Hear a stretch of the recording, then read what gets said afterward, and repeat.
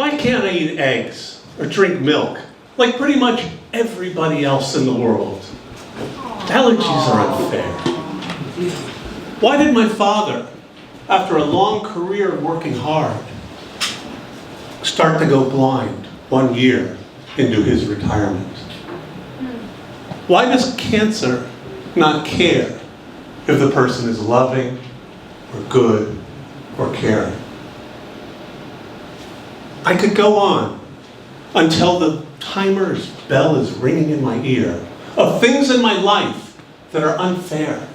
Things that I see and I experience that cause pain I just don't deserve. I've learned that over these long years, life is unfair. And it's not, I bet that's true for all of you. I bet you can also look back at those moments. No one can escape that kind of suffering unfairly in life. It doesn't matter. No job can save you from it. No marriage, no place to move, no amount of money can take it away. And there are moments in my life when I'll turn to God and I say, why is this? Why does life seem so unfair? And then I look at the calendar and I notice that 2 weeks from now, it's Christmas. And I think that just over 2,000 Christmases ago, in a morning, in a land of Palestine and Israel, where there's even fighting today, a baby was born. And that baby, Jesus, was born into the most unfair life a human life could ever experience. Because he healed, and in return, he was given rejection. He taught truth about God and our world, and in return, the authorities and leaders turned on him. He brought love to everybody he encountered, and in return, he was tortured and killed in the most painful way possible. Jesus didn't come to teach us about fairness. He wasn't bothered by the unfairness or the cruelty or the things that he got that he didn't deserve. Because he was driven forward, not by this search for justice or what do I deserve. He was driven forward by love. Unconditional, complete, perfect love for those all around him and those on earth and all of us. And love is a force so much more powerful than any of those other sensations. Love can sweep away the anger, can sweep away bitterness, can sweep away jealousy as though it's not there. Jesus didn't come to teach us about fairness. He came to extend us love. Because even what he reaches out to us, doesn't seem like a totally fair deal.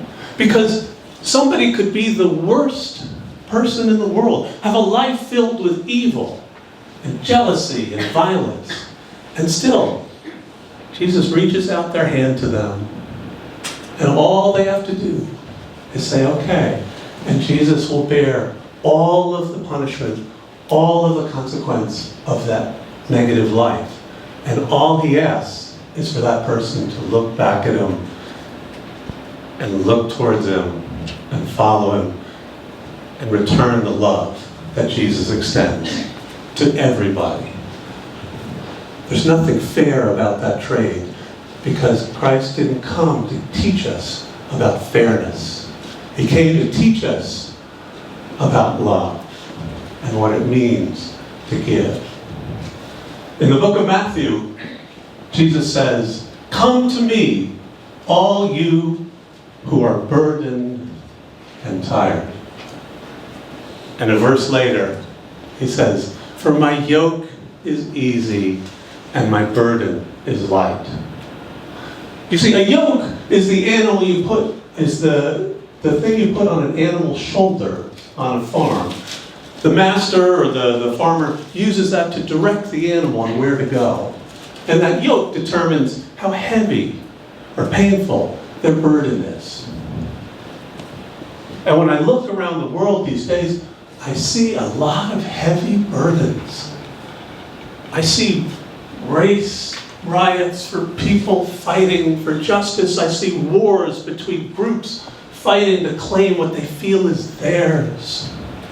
Even the top of my YouTube feed, I see Karens, not our Karen, but people who are filled with such anger at wanting to get what they feel they deserve that it's taking away the joy in their life. And so this Christmas, I think it's a wonderful time to remember to take those burdens, to take those feelings, to take those emotions that come to us every time we see an injustice or an unfairness that affects us, and try and set that down. And instead, pick up another thing. Pick up Christ's love and let it bring us towards a place of greater peace and greater joy. And think of that this Christmas. Back to Thierry.